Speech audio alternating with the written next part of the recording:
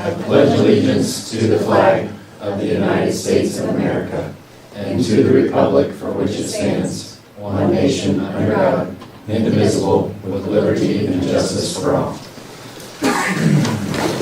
Roll call, please. Ms. Brumbaugh? Here. Mr. Kress? Here. Dr. Hinkleman? Here. Ms. Kim Parsons? Here. Mr. Diaz? Here. All right, to superintendent's report. So quite a few things to get through here at the beginning of the meeting, but we're going to start with Mark Ewing, who is the Southwest Regional Manager for the Ohio School Boards Association, who's got a quick presentation to make. Yep, a couple of them. Where would you like me? Whatever you would prefer. Do you want to maybe go down towards the screen? And I'm usually like holding a block of numbers if I'm in front of a camera. So completely different. Do you want the podium? I say we can use the table. I can just stand. So before I get to the business of the day, I just wanted to let you guys know that we are having our regional conference in Wilmington on October 9th. And the Southwest region also started about 4 years ago a $1,000 scholarship for seniors. It's a Ronald J. Diver Memorial Scholarship. He was the gentleman who did this job before I did for about 25 years until he passed away. The applications are online. Please, if you have anybody that's interested, have them fill it out. The deadline's December 1st for all applications, and they have to be exactly the way it says. We can't interfere with them anyway, so if it doesn't come in complete, they just go to the side. And also, I don't have a rep from Milton-Union on my executive committee, so if anybody might be interested in coming to the Southwest Region Executive Committee, just shoot me an email that's on the card there. So, now down to business. It is my distinct honor to present 10-year veteran board member certificates to 2 board members here. This is like the first step that OSBA recognizes as far as tenure, then they go every 5 years after that. So this is the first step, and this is for Jessica Brumbaugh and Lori Parsons. All right, nailed both of them. Yeah,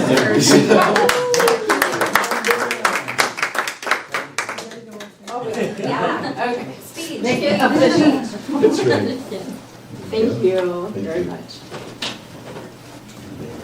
Thank you. And that's my spiel. all right, Mr. Ewing, thank you so much. You're very welcome. You guys have a great Thank meeting. you. You're welcome. Mr. Ewing himself was a longtime board member. He's been through a lot of board meetings, and I've so been he's through a going to take his leave. You guys enjoy. Yes, thank you. Thank you. All right, so second, we have Nick Roos with us this evening from Enrollment Management Services, who can talk a little bit about one of the items that you're going to see on the agenda tonight, and that's a partnership with them for some benefits management with our employees. So, Yep, so I have, sorry. that's my mistake, pass it out. I kind of came in, so my name is Nick Roos, I'm VP of Sales with EMS, Enrollment Management Services.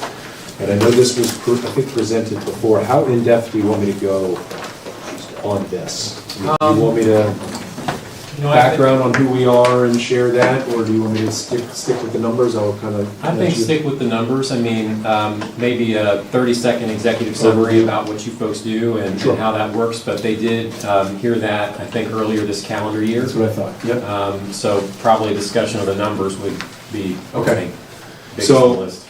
Yep, so actually, if you want to go to slide 3, this is just kind of a recap of the process that we bring people on. So EMS partners with companies, or in this case, school districts, to develop custom programs that support employees with alternate options for their healthcare outside of the group plan. So we're like a concierge level service that works at the household level to walk families through the complicated landscape that is healthcare and figure out if they have any alternate resources, what might be available to them, and then help them make that enrollment change if it's something that works better for their family. And so we do it in 3 phases. First is with a phase 1, which is kind of a general overview, 30,000-foot view to get us familiar with what you already know about your health plan, how are people enrolled, get some demographic data. Then we go through a phase 2 process where we do a deeper dive, send out survey and communication that employees can provide their feedback. So we've done all that, and what we do is we come back with what we call findings and recommendation report that shows here's where we think we can be and add value and where the ROI will be if the district decides to partner with EMS. And so you'll see the next slide is a recap of the phase one. Slide 5, it just goes through, we sent out a survey and just goes through some of the responses and some of the alternate options that some people have available. And all of that kind of built to, if you go to slide 12, we provide three basic, the analysis will provide three basic numbers. So the top one is what we do, what we call break-even analysis. We do put a performance guarantee on our program that basically says, we're going to measure, we'll measure throughout, but we're going to come back to you in month 7, and we're at least going to be able to show break-even or a positive ROI, or we'll put a pause on our fee, keep our process in place, and not reinstate the fee until we're able to show the positive ROI. So at the bare minimum, that top line is where we would expect to be, that our program will at least pay for itself. The middle one is the middle one is kind of where our benchmark is and where I would expect to end year 1 at. So if you look kind of across, you'll see as we're able to work with families and help them identify solutions and resources that are available to them and help them make a change if it works better for their family. What the district is going to see is some form of reduced fixed cost. It says TBD there because we're not sure exactly how that breakdown will happen, but you'll see some reduction of fixed costs because there is a cost to the district for employees and their families to be on the plan. So when we're able to help them find an alternate resource, you'll see fixed costs come down.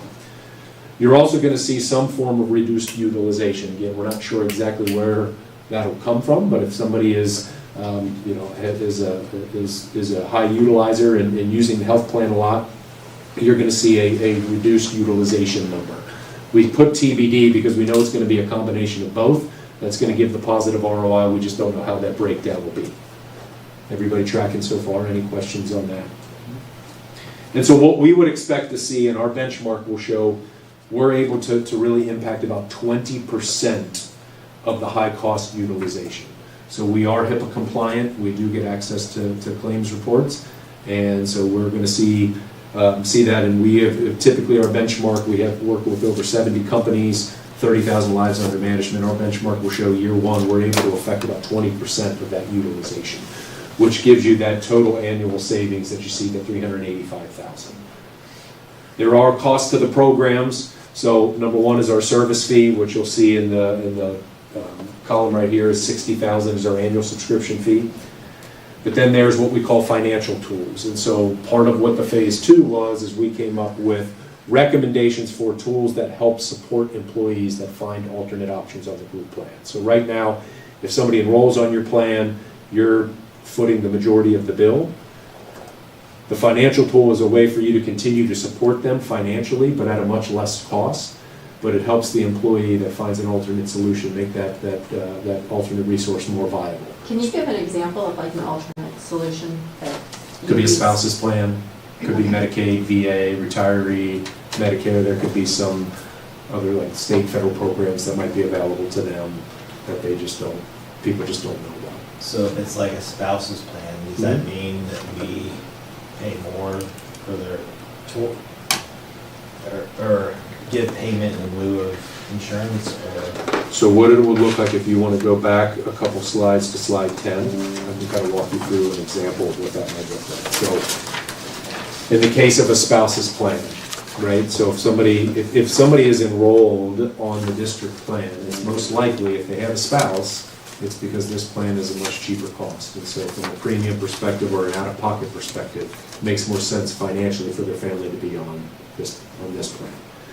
So what we're saying is if you have a spouse's plan and you sit down with an EMS account manager, we're going to get verification and say, well, bring your spouse's information. I want to see what basically a benefit guidebook. I want to see how much they're paying in premium, what their out-of-pocket is, and we'll sit down and do a cost comparison. The financial tool we propose would say the district is going to cover the full premium of your spouse's plan. So whatever that is, we would recommend that the district cover that cost. So all of a sudden now, from an employee perspective, I'm looking at it and say, so you're telling me my monthly cost is going to be zero for my health care, is essentially what that would look like for reimbursement of premium. And then we'll put on what we call an integrated HRA. So an HRA would take secondary position, and I know some of this can kind of be confusing. The HRA would take secondary position to the spouse's plan. So if they're utilizing the spouse's health care plan, the family's responsible for the first $3,300, and then they would submit to EMS reimbursement in the form of an HRA where they would be reimbursed for anything above that $3,300 up to the spouse's out-of-pocket max. So it's got to be a qualified expense. So it caps your risk at the delta between the spouse's out-of-pocket max and that $3,300. So let's say the spouse's out-of-pocket max is $10,000, then the district would only reimburse up to that $6,700. So it's a much lower risk from a district perspective for them to be on the spouse's plan than if all that risk was on the district plan. Does that answer your question? What makes sense? More beneficial to the employee because The only way- there's less out-of-pocket expenses. Correct. The only way an employee would ever make an enrollment change and work with us is if their family comes out in a better situation. And we go and we'll handhold, it's like a concierge level service that we're going to sit and do a cost comparison. If they are a high utilizer and they have a team of doctors or medication, we're going to make sure all the medication, doctors, all of that transfers. So all the guesswork of whether or not this makes more sense than the district plan, we're going to take all that away from them, and we're going to handhold and walk them to make sure that they have a better healthcare experience. So our whole goal is to make sure everybody has a better healthcare experience, whether you use our program and you sit with an account manager and you get the education. We feel like when people have education and they know all of the information and have it at their fingertips, they're able to make a better decision for their family. Now, how does the district benefit? The district benefits by when we're able to remove risk from the pool, then healthcare costs start to come down. So even if you're somebody that stays on the district plan and you never talk with an EMS account manager, you still benefit from our program because now your renewals start to look better and your costs over time start to come down. Is that? Yeah. It does. Any other questions on that? So again, back to slide 12, it's kind of a breakdown of, this is what the break-even analysis will look like, taking into account where we need to be from a savings standpoint, taking into account, again, financial tools, the cost of the financial tools plus EMS service fee. The middle is where we would expect to be year one. So focus on that is where we would expect to be, and then you can see kind of our benchmark for year two. You can read through the analysis notes to kind of break it down by how many new families we would have to support and help in order to cover the numbers up top.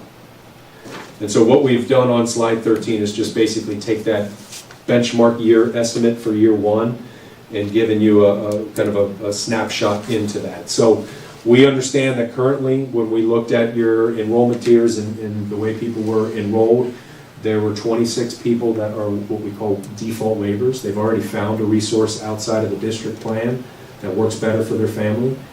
We're assuming, because our program's available to everybody, so if you are a default waiver and you're not even on the medical plan, you can still meet with us and be eligible for the financial tools. We take that into account because we want to make sure that, hey, when we do offer our plan, we're going to assume that all 26 are going to come and get the financial tools. Does that typically happen? No, but we want to make sure we take that into account because, again, our whole goal is to provide a positive ROI to make sure that this program's working not just for the families but for the district. And so when you extrapolate all that out, what we would expect to see year one from a net enrollment fee, that means net of all of our fees from financial cost to our service fee, would be a positive ROI of about $127,446 to the district. And that's just in year one, and then it'll kind of grow. Typically, our overall benchmark is when you look at your total healthcare budget, our program at maturity will basically have a positive ROI of about 15% of your overall healthcare budget, net of all of our fees. Do you have any examples with any other districts of your successes? Sure. We worked with Kings, which used to be in the, I think it used to be in the EPC, then We've got a number of other school consortiums, Kettering, Piqua, Brown County Schools, we've got their entire school districts. We're currently bringing Swoosh on board, which is 10 districts down in Cincinnati. So Are you seeing similar net, the Kings is beating our benchmark, like crushing it. Yeah. And they love it, they love us. They left the EPC to join the Swoosh consortium, and Swoosh took them because they worked with us. And so how we were introduced to Swoosh was every time a renewal would come up, Kings would always be at the bottom and have the lowest renewal rate. And everybody's like, what in the world are you doing? Well, we've been working with EMS for the last 5 years. So we've had a lot of success with school districts. do you work with any districts like in our area? Besides what you mentioned, I mean, Kettering and Piqua, any other smaller districts? I'm bad with geography, so what, give some other school districts up and around this way? Bradford, Tip City, Tip City, Arcan. Miami East, Bethel. Miami East, I believe, or at least we've done an analysis with them. Franklin was one that's, I mean, that's not all the way up this way. Okay. Franklin, what is it, Ross Pickle, is it Pickaway, something? Piqua. Piqua. Or Pinkerton? it's not my account, so I I was don't, gonna say, yeah, something something else. like that, but yeah, a number of school districts, so, yeah. Mhm. Franklin's another one that's had really good success with our program. and remind me, what's the fee guarantee again? As far as. What the performance guarantee is? Yes. So we will report back in the way that we show, this was the slide 12, is kind of how we will show the ROI. So we obviously know that there's fixed costs for somebody to be on your plan. We will consider that, for lack of a better term, a program savings. And then we'll also look at utilization estimates. So if it's somebody that has historically been a high utilizer and we have met with them and we kind of know where they've been the last 12 months, it gives us a good indication looking into the future 12 months where they'll be from a utilization perspective. If not, we use placeholders. So if it's a quote-unquote normal risk where they've not been to the doctor, we use a $1,000 placeholder. Now with you being fully insured, that's basically saying you're no longer paying the premiums on a monthly basis. So that's how we measure the program savings. Program costs would be you're no longer receiving the employee portion of that premium, plus the financial tool, plus our annual service fee. Our performance guarantee basically says when you look at the savings plus subtract out the expenses, we will show a positive ROI by month 7, or we'll pause our fee, keep the process and program in place, and we won't turn our fee back on until we're able to show a positive ROI.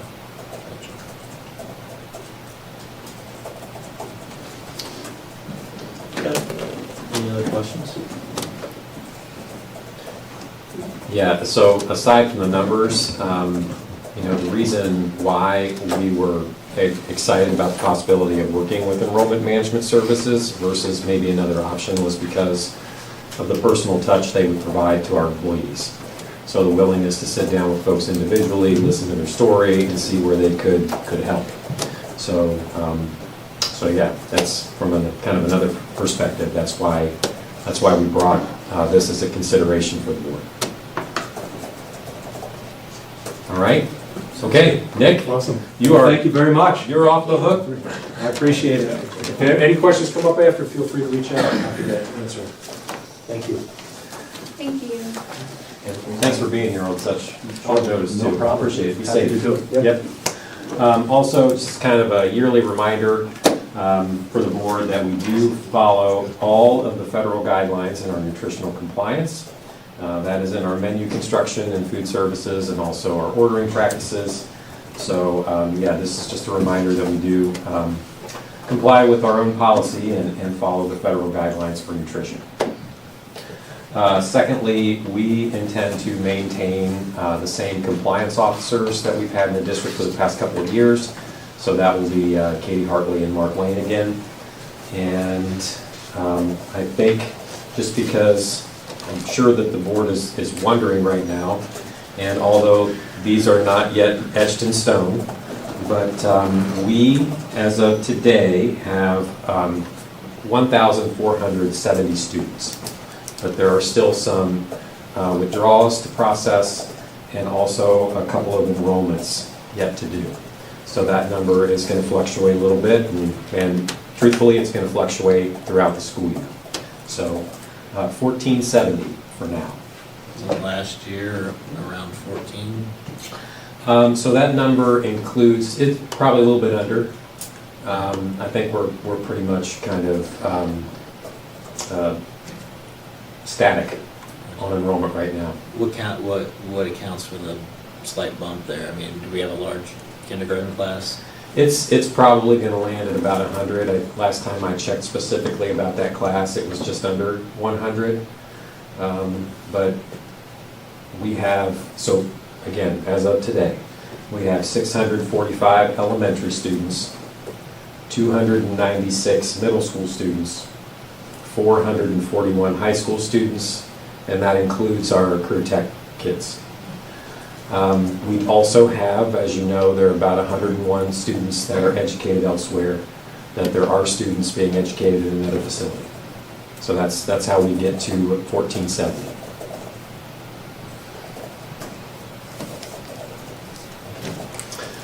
So we'll continue to monitor that and give the board some frequent updates on changes in enrollment and just to keep you in the loop on that. Next month, we did have a quarterly meeting with the representatives from Weibel.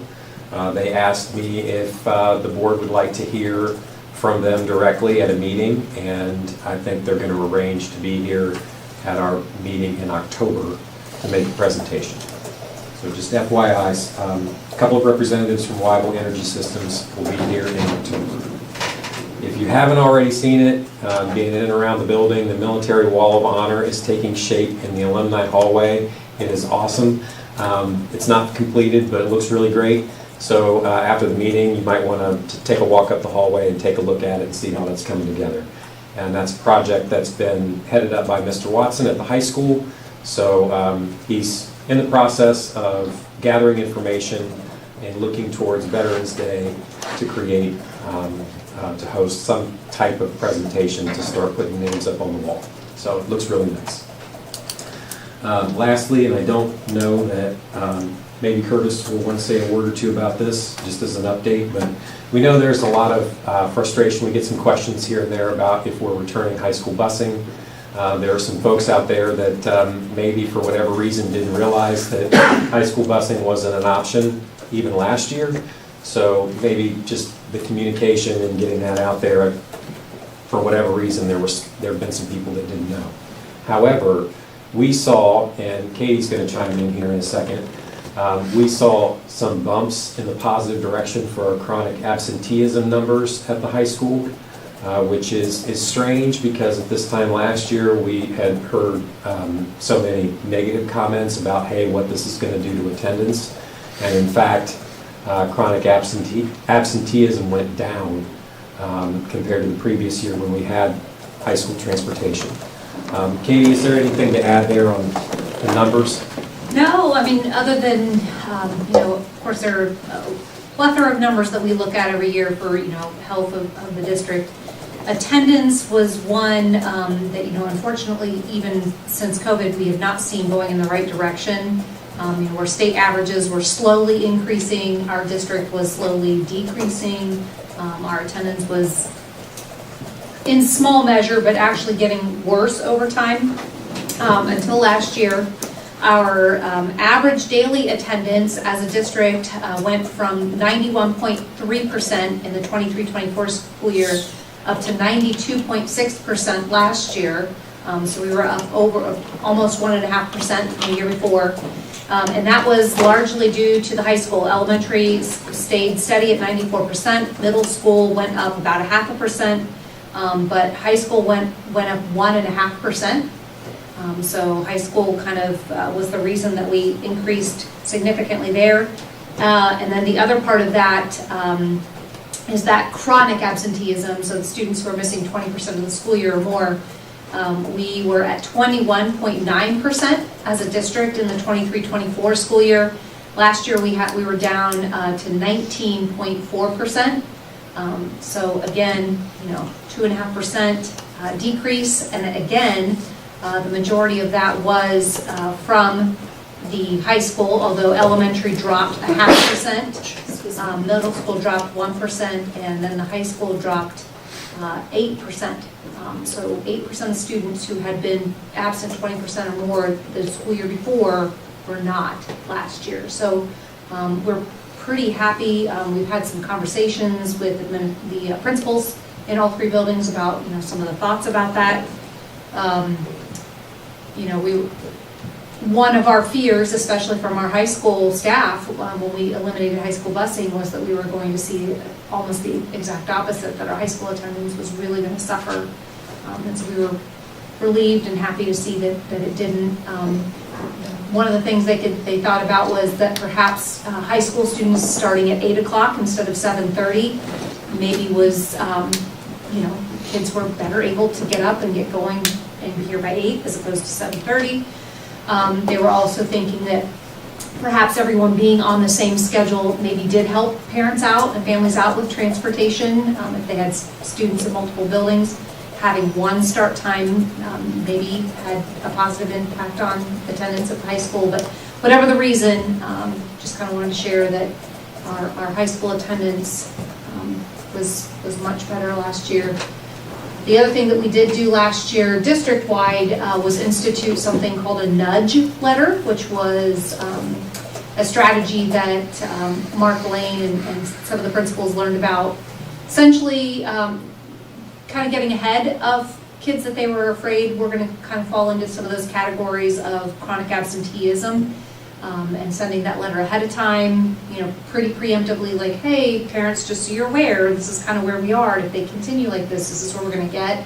And they found that many families would get that letter and not even be aware. So the use of that nudge letter, they also feel was beneficial. So some good news to share about attendance.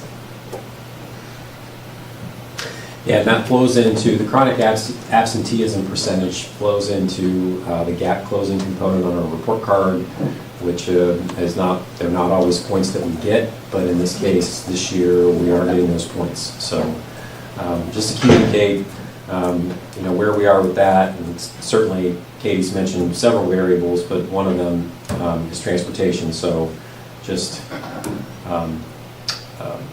for the information's sake for the board, that seems to be something that's gone in a positive direction despite the change.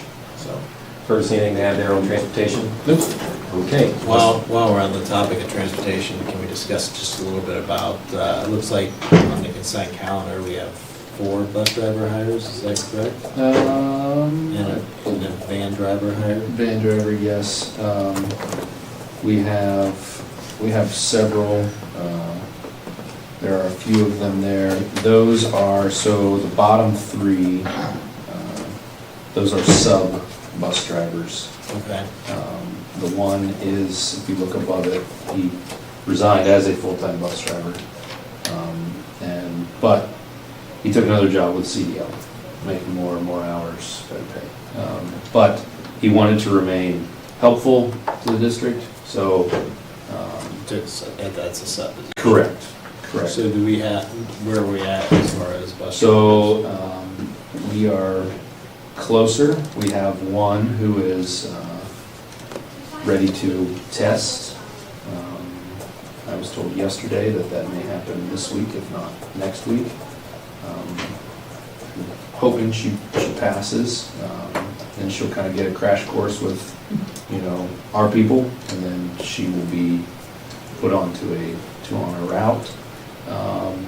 The other one who is there for a van driver, she's the next one who's closest. She's subbing as a van driver. She has her van driving credentials previously, but she is our next one. She starts her pre-service class next week, and then she's real close to finishing her 30 hours of OBI training, onboard training, and then she would go get her permit. So they are gradually, and there are several others that are, in that process. They've got their permit and they're doing their 30 hours. I've actually had a few other people who actually got a phone call today on people looking for a job as a bus driver. I got one 2 weeks ago, a lady who's already credentialed. She's moving to this area, and she's looking for a job. So I would say we're still right around that number. We did have one fall off, but for the most part, the other ones are still working right along. Is it a fair statement that we don't have an exact date in which we can narrow the Correct. shrink the circumference of pickup, but it's in the works, Correct. and it's all dependent upon hiring new Correct. Staffing. And I think the plan is that, so at the beginning of the year, last year, we lost 4 drivers. We only regained one of them, but then we lost that one again. So the idea is we get back to where we have those 4 routes filled, and then we start to expand from there. And we have the number of drivers in the training process to be able to expand from that base that we started off at the beginning of last year. So if we get enough to expand mid-school year, we're going to change the routes. Correct. And we will figure out how many we can accommodate. Mick, the spreadsheet master, he's able to, I think he popped out, but he's able to give us a distance of residents to the school. And he can go, hey, so can we achieve this? And he can go, okay, it's this many kids. This is the number that we can achieve, and he can go, okay, you can probably get it to this, based on what's in his spreadsheet. So, and as, the goal is to be able to continue to decrease that number as drivers get trained, to be able to, and then once, again, with that same model of spreadsheet, we can notify those families once they're eligible for transportation. Hey, you're now eligible for transportation. If you'd like to, reach out and we will get you, onto a bus route. That will be how we do it, yes. So, Yeah, so, we've been looking at this, trying to expand based on staffing. I mean, that's a big variable, but our focus has been to expand district-provided transportation, those students and families eligible from K-8 first. correct. And then, depending on how that goes, then progress either by shrinking the radius to include more K-8 students and families, or keeping the radius at a certain distance, but then like moving into 9th grade or 10th grade. So we're going to try to be flexible, but our first, I think the initial direction that we're going is to try to, when we can with staffing, is to make more kids K-8 eligible for district transportation. That's obviously the first priority, and I think if we have enough staffing down the road, we need to consider maybe 9th and possibly 10th, those kids that aren't capable of driving themselves yet. Right. And I think that's the ultimate goal, is to get our number back to where it was, and then start going from there as they get trained. And there are several people on this list who, they're diligent about their training. The pre-service classes is somewhat of a hang-up because the limited number of people you can put in them and the duration that those classes are held. So Who dictates how many you can put in? the ESC that runs the classes, they try to limit districts unless you call and say, hey, I'm begging, can I get another one in? But I know last year when Brad and I did it, it was we were the only 2 from Milton-Union that could go.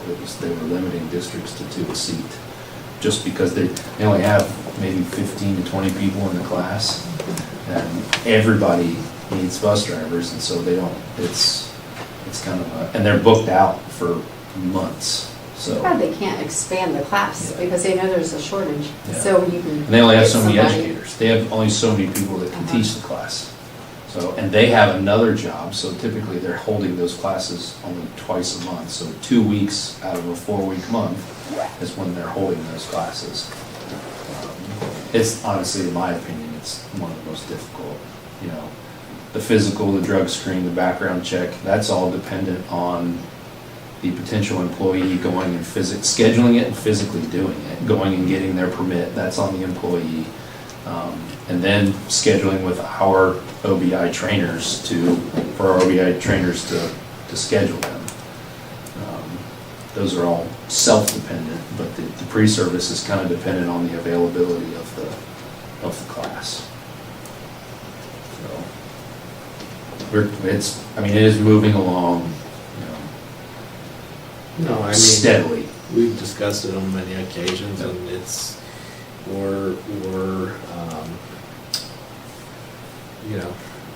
we can't expand or reduce the circumference if we don't have the staff to do it. And I've had many phone calls, I've fielded a lot of phone calls and talked to parents and kind of explained the same thing we are here, and they've been understanding and like, yeah. And a lot of them are very positive about that, almost, it's a good thing it takes a long time because it's a very important job for, someone to drive 50 to 60 kids around, yelling and screaming behind them safely.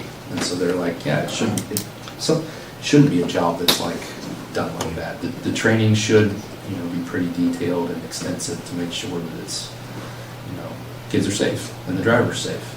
So, I honestly, I can't even recall one where most of my interactions on, hey, what's this busing bringing back conversation, most of them have been positive. Okay. Other questions from the board? That's all I have for this evening, unless you folks have something. We'll move on. 3, hearing of the public. Is there anybody that would like to speak to the board? If so, say nay. All right, since there's none, I will move on and skip that reading. 4, treasurer's report. A, approval of Board of Education minutes, July 21st, 2025, regular meeting. Do I have a motion? So moved. Second. Roll call, please. Dr. Engelmann? Yes. Ms. Kim Parsons? Yes. Ms. Brumbaugh? Abstain? Mr. Kress? Yes. Mr. Diaz? Yes. B, approval of Board of Education minutes, August 1st, 2025, special meeting. Do I have a motion? So moved. Second. Roll call, please. Ms. Brumbaugh? Yes. Ms. Kim Parsons? Yes. Mr. Kress? Yes. Mr. Diaz? Yes. C, approval of July financial report. Recommend approval of the July 2025 financial report. Do I have a motion? So moved.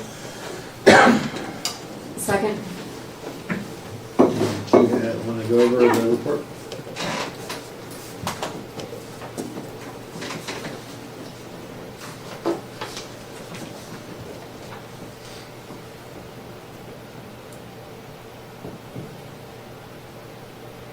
Doing what? Is it attached? Yeah.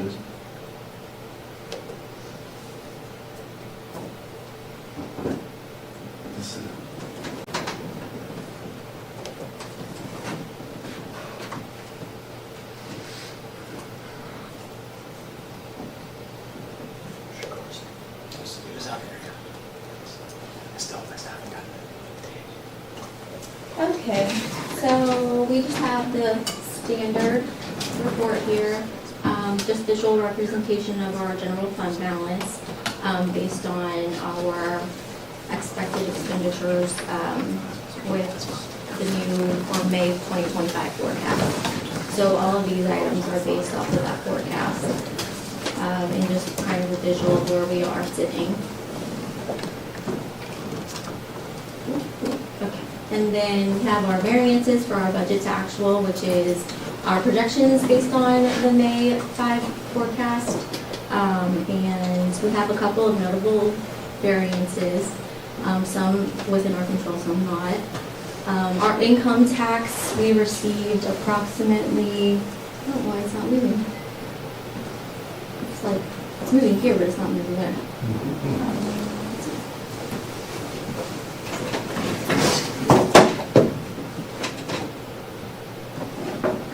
I can still talk about it.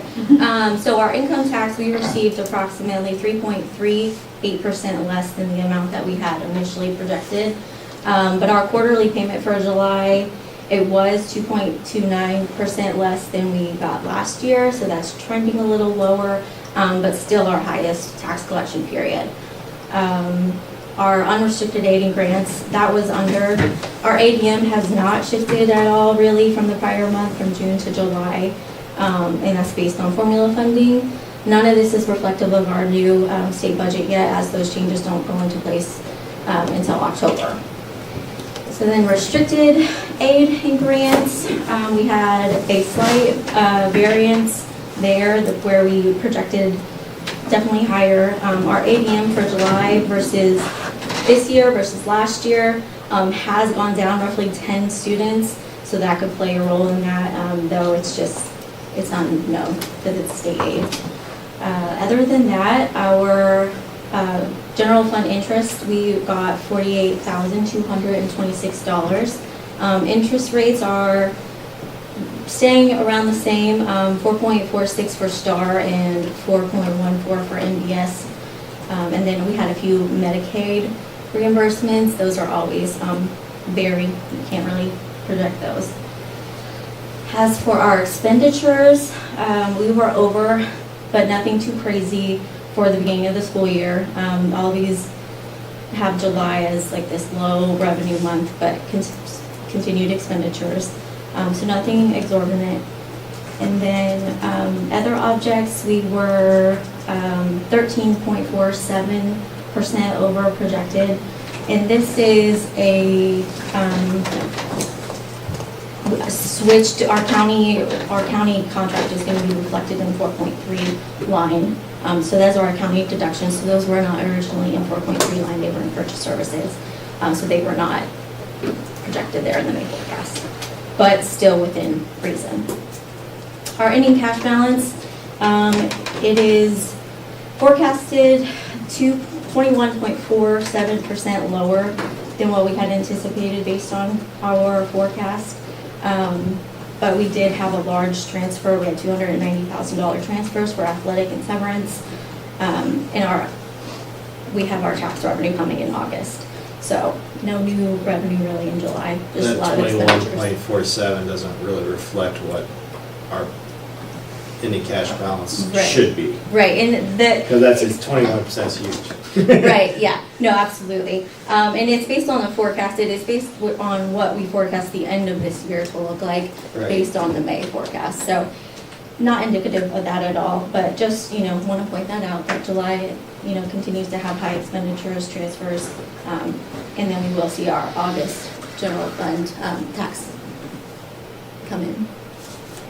But other than that, we just have our cash summary report, just a breakdown of all the fund balances for each account. And then our investment summary, I touched base on this a little bit in the notes, but we received a little over $48,000 in interest. Our rates are pretty much the same as last month, nothing real fluctuating there. We have a few things that are going to mature upcoming in September, but nothing has fallen off yet for our investments. Lunch receipts, just a visual representation of how that is fluctuating. Our cash balance is still up there, still in the positive for that. And then we have a detailed check register of everything that left the district. The 1.02, it says 3.38% less than the amount projected for the income tax. Is that just because of uneven distributions, or do we have any thoughts on that?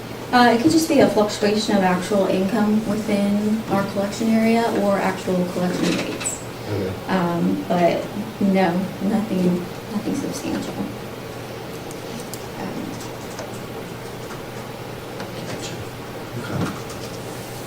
So on the ending cash balance, we do feel like that 21% is gonna get closer to zero, hopefully. Yes, yes. Is That, there a reason for that? Was it timing of income receipts or?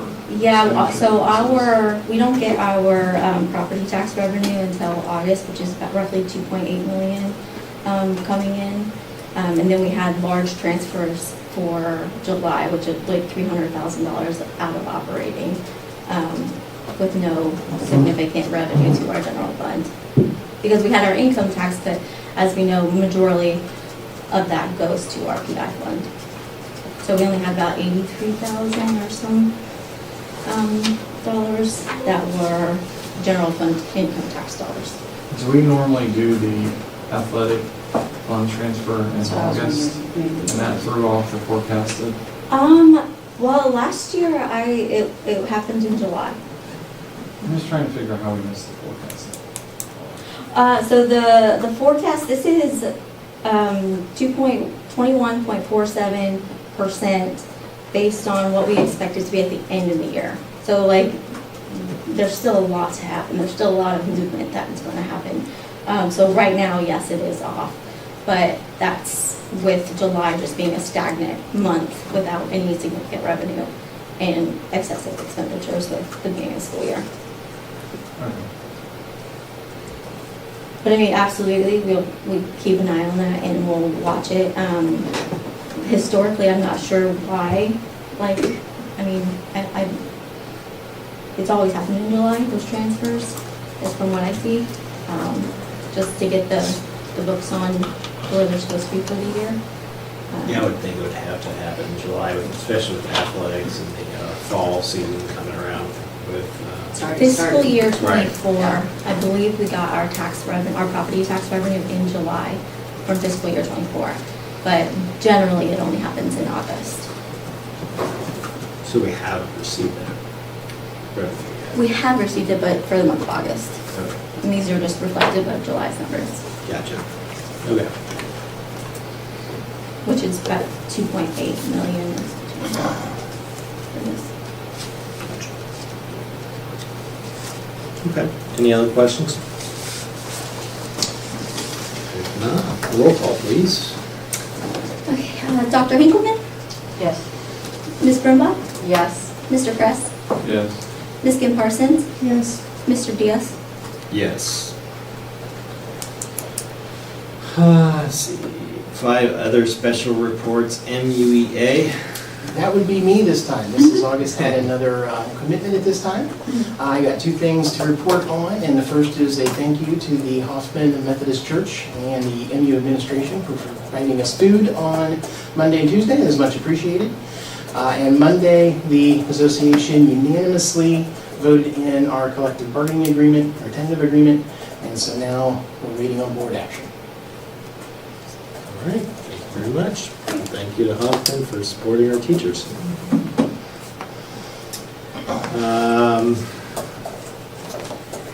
Let's see. And then OPSI, I'm guessing we don't have anybody from OPSI here. All right, moving down to 6, agenda confirmation, approval of the agenda, recommend approval of the agenda. Do I have a motion? Second. Roll call, please. Dr. Hinkleman, Yes. Ms. Kim Parsons, Yes. Ms. Brumbaugh, Yes. Mr. Kress, Yes. Mr. Diaz. Yes. 7, old business. Do we have any old business to attend to? Okay. 8, new business. A, meeting supplies and staff member appreciation. Recommend the purchase of supplies for meetings, conference days, and staff appreciation not to exceed $4,500 for fiscal year 2026. Do I have a motion? So moved. Second. Roll call, please. Ms. Brumbaugh, Yes. Ms. Kim Parsons, Yes. Mr. Kress, Yes. Dr. Hinkleman, Yes. Mr. Diaz. Yes. B, authorize the sale of real property at public auction. Recommend approval of the following resolution to authorize the sale of real property owned by the board and no longer needed for school purposes. Do I have a motion? So moved. Second. Before we vote on this, I just have a few questions. Yep. Um, I was gonna elaborate on Oh, you- the oh, go purpose for it. of it. Well, Yeah, go. you know, so it's been discussed, I mean, this is the sale of the old school property. You know, it is, by law, it has to be put up for auction first, is that correct? That's correct. So this is the first step. We do not have to accept, if we get a, say, a $10,000 offer for that big chunk of land, we do not have to accept it. But this is the first step of trying to liquidate that property. And so whatever happens, I mean, we may have someone offering lots of money for it. If that's the case, then certainly we'd consider it at auction, at the auction, or selling it at auction. But as we have promised, we're following through with what we've promised.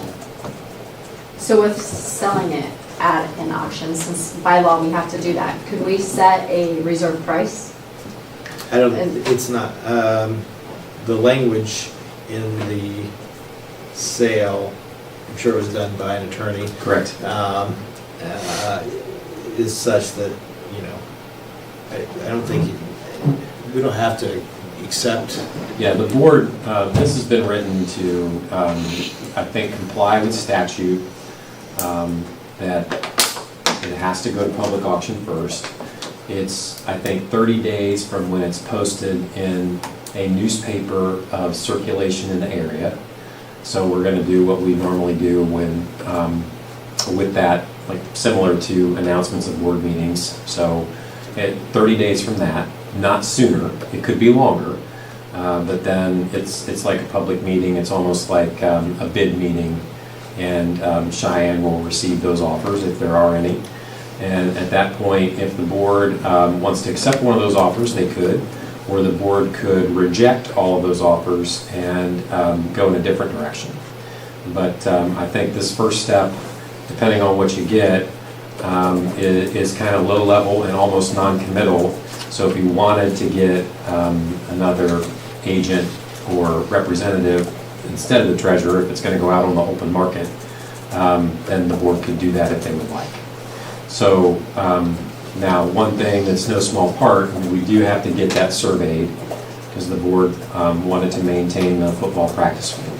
So that is a step that we have to do, and Curtis has a couple of options to engage in that work, but nothing has been scheduled yet. So this isn't, it's not going to happen quickly. That was my question, was like the football field. Yeah, it's, Well, what- we're gonna do. yeah, the I mean, if they, football someone team. offers a bunch of money for the whole thing, we'll figure out another place for a Yes, football yes. field. The- But- I just know we explored the cost of creating a new practice field. and Yeah. It's not cheap, No. so financially it didn't make sense, unless we get a crazy number. So by voting on this tonight, we're just saying that we'll do it by auction, but we'll be getting a lot description, we'll have it surveyed, all of that. Okay. Yep. And it won't be anytime soon, or at least not in the next couple of months. Yeah, I mean, it just, that feels like a lot to do. I mean, we want to get it surveyed before we, post it in the newspaper, and then we're online, and then we're on the clock for that, so I think we'll get the survey work done, then we'll post it. And again, it's got to be at least 30 days, but it could be longer. So our intent is just to work the process here. The auction, you said online, so it'll be like an online auction or? No, I'm sorry, it was, Or an I online bid, I'm just trying to, I kept saying newspaper, but there's not very many newspapers that are in regular print these days, so we would send it to who we usually work with, and so I would imagine it gets posted online, or maybe the one edition in the week that is the print version. oh, I'm sorry, Um, how the auction would take place. Oh, How the it's bidding, gonna, it's in-person online. thing. Oh, in person, Yep, okay. And we would have a meeting whenever after. correct, it'd be a special meeting for all this to happen, yep.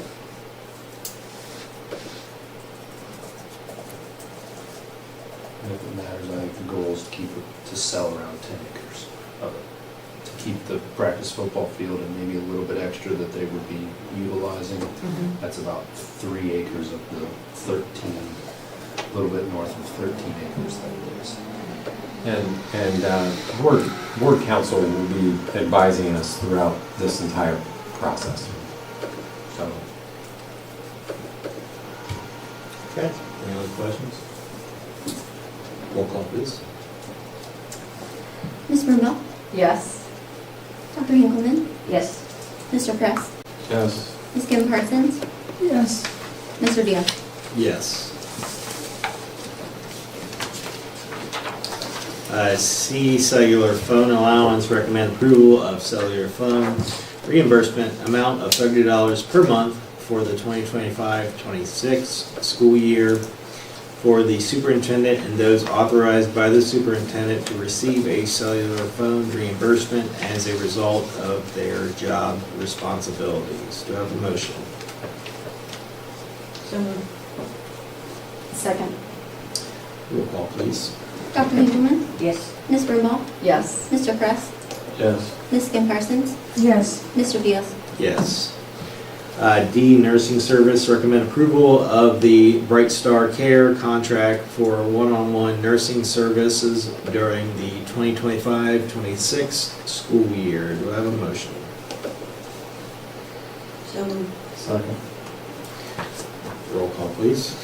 Dr. Hinkleman? Yes. Mr. Kress? Yes. Ms. Brunel? Yes. Ms. Kim Parsons? Yes. Mr. Diaz? Yes. E, roof repairs, recommend approval of the maximum roofing proposal to repair areas above the middle school breezeway and around the 12 flat roof surface drains in the amount of $17,867 to be paid with permanent improvement funds 003. Do I have a motion? So moved. Second.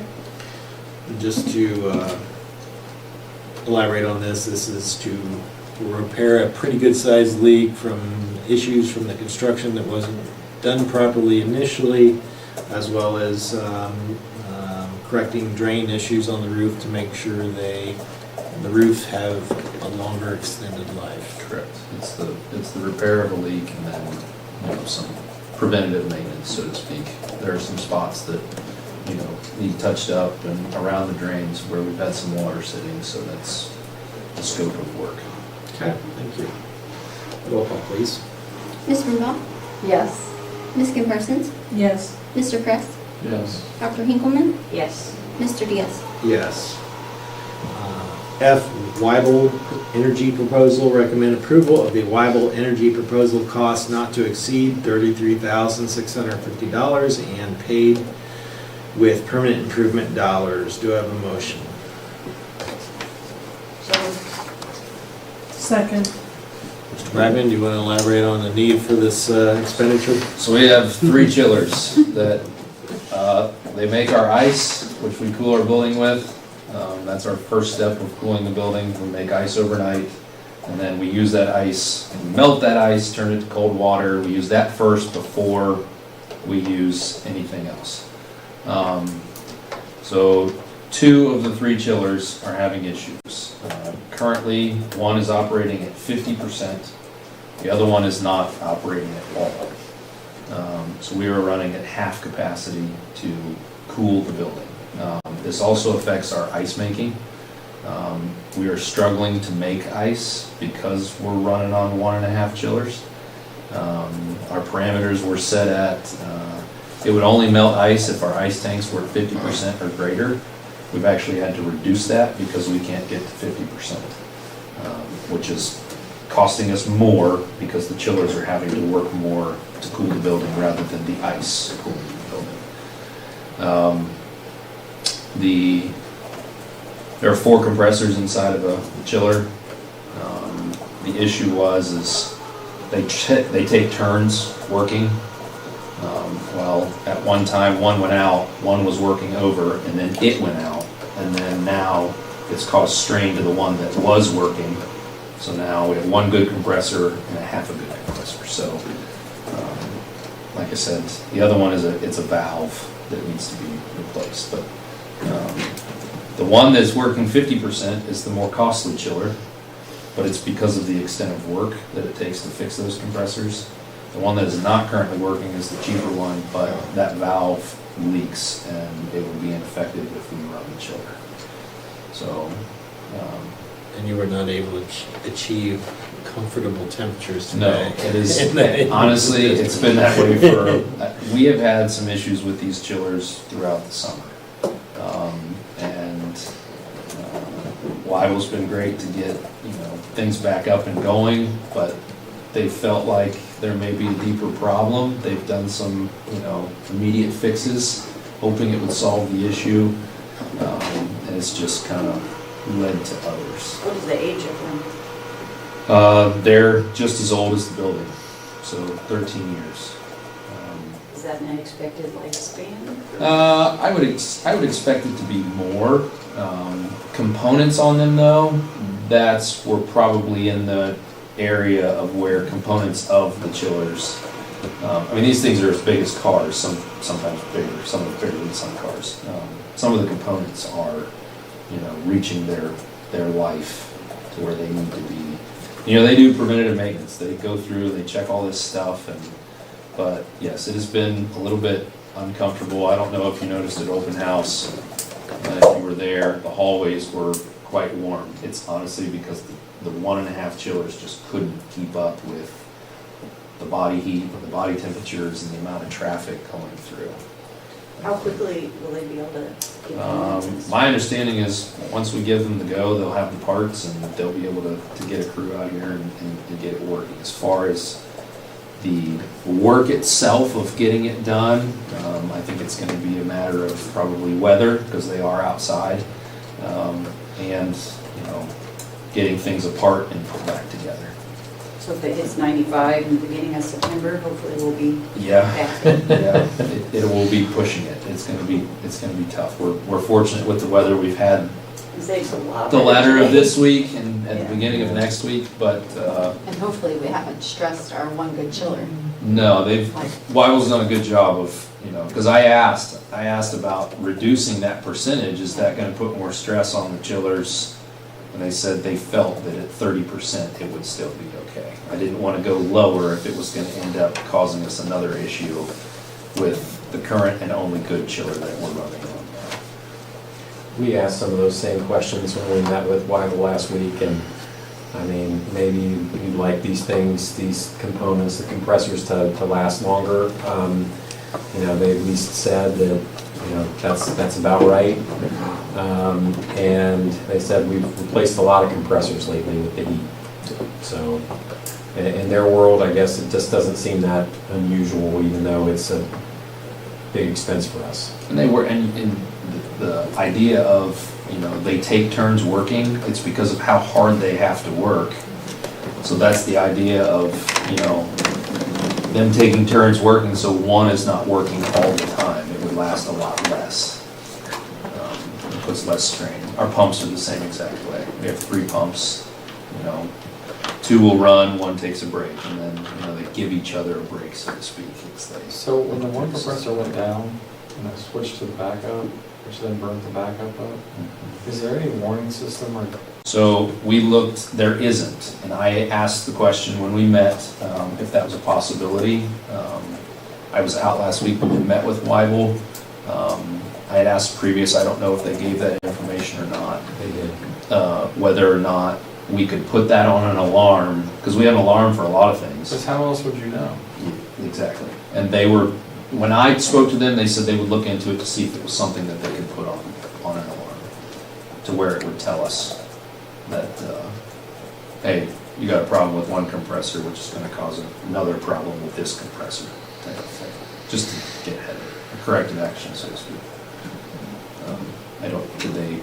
Were they able to do that? That's a pretty technical answer. Okay. So, the short answer was no. Okay. And I think it was because of interruptions in power. Yep. That, It cycles power. It wasn't power running to something that would have been able to trip an alarm anyway. Right. So, If the compressor's not being powered, it Okay, can't how set an about this? alarm to The it. backup compressor obviously is not the same caliber size. Well, they're all the same size, they just take turns, so to speak. So So when the first one went down, the second one. was running, it was trying to make up for the work that the other one was supposed to See, be that's where you doing. think you have a line. And it's already how many years old, and we're stressing out a how many year old compressor. The way I understood it was. No, I was just thinking you could cut this cost in half if you had something that told you that the backup, that one compressor was down, you could replace that compressor and not replace two. The way it was put to me was, one of the compressors was taking a break. Two of them are working. The one went down. The one that was taking a break, in my eyes, probably should have kicked on, but it didn't. So the one that was running with the one that went down had to make up for the one that went down, and it burnt that one out. That's the way I understood it. So, but nonetheless, it has been reasonably warm. We got it cooler in here today. We'll do a complete reset of the system to try to lower some of those temperatures. Because we can, we have the capabilities to change the temperature in each room. And, everybody's different. Some people are like, I want my room warmer, some want my room colder. And so we did a master reset to try to get everything back to an even playing field, and it seemed to have worked. But, I think overall for the building, there have been a few hiccups, but I think it could have been a lot worse. And I think overall, the systems have worked pretty seamlessly. like I said, we've had some issues with these two chillers specifically this summer. They were minor, but we got them back and going, and we were like, all right, we're in the clear, and we weren't. So. Okay. Enough chiller talk. Roll call, please. Dr. Engelmann? Yes. Ms. Kim Parsons? Yes. Ms. Brumbaugh? Yes. Mr. Kress? Yes. Mr. Diaz? Yes. G, enrollment management services, recommend approval of the EMS servicing agreement for district employees to access additional financial tools and opportunities for benefits management. Do I have a motion? So moved. Second. Roll call, please. Quick question. Will this just be for 1 year and then we renew if everything is going correctly? they have, it's year to year. Anybody can cancel. Okay. So it's going to automatically renew, but if we don't want to continue, we can cancel. There's language in there for that. Roll call, please. Dr. Engelmann? Yes. Mr. Kress? Yes. Ms. Brumbaugh? Yes. Ms. Kim Parsons? Yes. Mr. Diaz?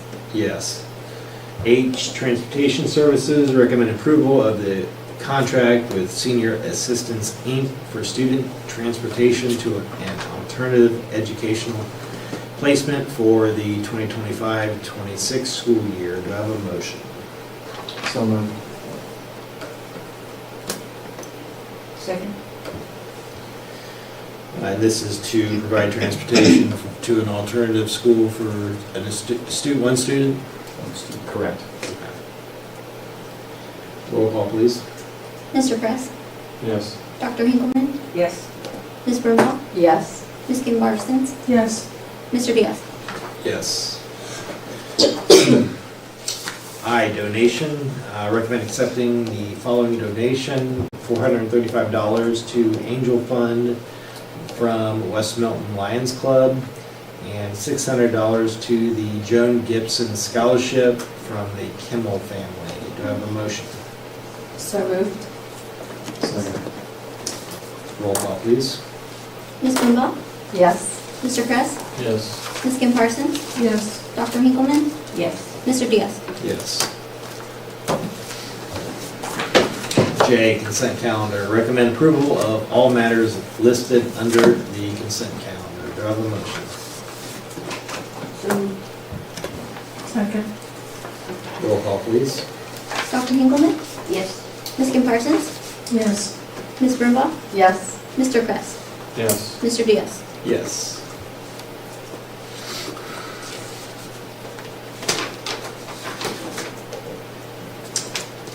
9 other authorizations, resolutions, etc. A, bus routes. Recommend approval of the 2025-26 bus routes. Do I have a motion? So moved. Second. Roll call, please. Ms. Brumbaugh? Yes. Dr. Hinkleman? Yes. Mr. Kress? Yes. Ms. Kim Parsons? Yes. Mr. Diaz? Yes. 10, board member reports. A, legislative and student achievement. Linda? Let's see. I don't have anything. B, policy update, myself and Lori. I don't have anything. Do you have anything, Lori? No. All right. C, building and transportation, Jess and Justin. No, I don't think that's me then. I was gonna say, you've been, I go was on everywhere. that. You never know where For I'll future, appear. switch that to, Ben and Justin. I think it's. but either way, I think we've covered Yeah. enough transportation and building issues. Thank you. Yeah. D, MD, CTC, Jim Alwal. I don't have anything for you this evening other than the board minutes that are attached. Okay. E, Milton-Union Education Foundation, Jess. We have not met this summer since June, and we'll be meeting again here at the end of September. So an update in October. Gotcha. But we do have the classroom grants. That will be, That's, yeah, a big thing. do you have an idea of how much is going to be distributed for those? I do not, off the top of my head. I mean, it's usually in the vicinity of $13,000 to $15,000. So we'll probably be in the same ballpark again. I think, last time we did this, we had more requests than, we could meet. But I think we managed to give something to everybody. So it's a nice problem to have, people thinking creatively about, what they can bring the kids in their classrooms. Okay. F, Audit and Finance Committee, Justin and Lori. Nothing this one. Okay. Facility Complex Committee, myself. I will note that the asphalt seal coating and lines are a nice addition, and removal of all the cones make things look a lot More better. will disappear. Today was the reminder, so some of those cones you will see disappear. We didn't put as many out as we did last year. The idea is to kind of remove some of them once people get used to How it. did it go? It went well. It was fine. Yeah. I mean, it wasn't as fast as once people were well practiced last year. Change the traffic pattern. But I mean, it wasn't like day number 1 of last school year. No. Not even close. No. Yeah, I mean, And basically. there's several new people on both sides. People, I was out there today and, you know what you're doing? Yep, I remember from last year. Some of them were like, I've never been here before, I don't know what to do. So it was a little bit of a combination of both. I mean, since this meeting is streamed, I mean, I don't know if we have a captive audience who, the shoe fits here, but we just can't convince people to not show up before 2:50. I mean, they show up at 10 after 2, 20 after Lined 2. out to the entrance? Yeah, I mean, That's what creates the problem, is we have parents and families that get here so early that it gets backed up, and then we have traffic sitting on the road for so long because there's people here so early. And then the people heading south on Milton Potsdam, or not south. And that's why we've stressed and tried so many times to ask people, don't show up till 2:50. Do your best not to get here till 10 to 15 minutes before dismissal, just so that there isn't a line of cars sitting on the road. Because by the time that dismissal occurs, there's people in the parking lot, but there's not people on the road, and then traffic is moving by then. I understand everybody has a different schedule, If but it's a lethal combination of parent, family member gets here early and parks, coupled with a student that is not urgently trying to get to that car, then it holds up the whole works. And then, the other thing I'll say is we appreciate it when people remember that they're in a school parking lot, and remember it's not 75, that, to be courteous and kind, and everybody's trying to do their best, and, sometimes it's frustrating because people have never experienced all this before, and, there are some folks that are really good at it and know what to expect. So just remember, we're just school people, and there's a lot of cars that we're trying to move through the parking lot, so. and we did the ever-long, almost, 2-year project of the irrigation on the practice soccer fields has come to a close. So we have permanent power there. We're not no longer using a propane generator to operate that. It's functioning on its own. Not that, Whatever happened with the people that drove through the, We had it fixed, but nothing ever led. I think West Milton PD had put something out in the, I don't know if it was the paper, I believe, but I don't think any leads ever came about. sorry to go back to the parking lot on you, but, one more thing, like folks, if seriously, on the elementary side, if folks show up closer to 320 or 325, your wait is so much less We had than parents anyone last year that else's. were like, my kids can sit there, I get here at 3:15, I'm in this line for 5 minutes, and I don't have the stress of being in this line. So we had parents last year that 9 times out of 10, they were the last right in line. Right. 320. Yeah.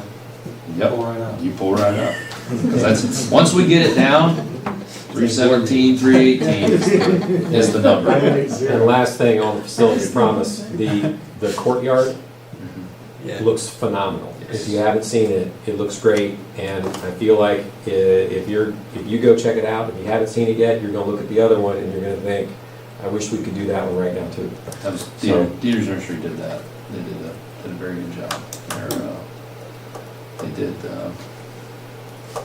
Stefan, who's a graduate of Milton-Union, he and I were brainstorming, how can we do this to make this more functional, a better educational space, but, a lower maintenance space.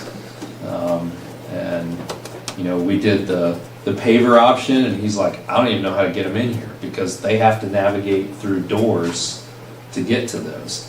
And so he's like, I'd almost have to rent a crane or a helicopter just to get equipment in here to drop it down in to do that work. But, so we ripped everything out, and there's still some floral and in there. We ripped a lot of bushes out, left some trees, but we made everything grass. We sodded everything in.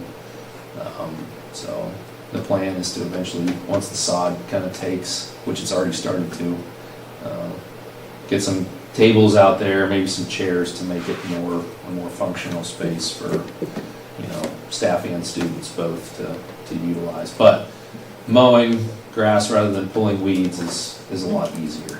So, and it looks really good. They did a really good job of, making a vision, come through.